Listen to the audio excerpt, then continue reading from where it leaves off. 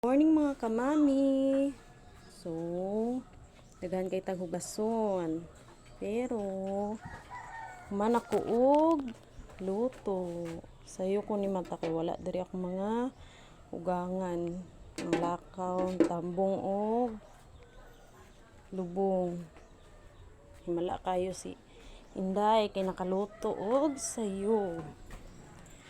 Ayun, mata na po ako ang sister-in-law. Sayo pa kayo, namilo na. Sayo kayo ni mata ang amuang bugay. Muni amuang. Muna ni ako ang ikatulo nga anak. Ang isa tulog, ang isa ni kuyog sa lola. Hi!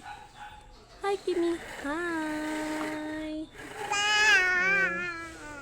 Dayon, alas 5 pa lang kapin. Mana, nakapanghalay na ta.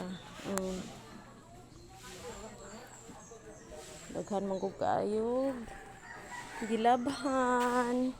So, daghan kay gihalay, daghan po kay glabhunon. Tulog pang isa. So, maura to. Thank you for watching.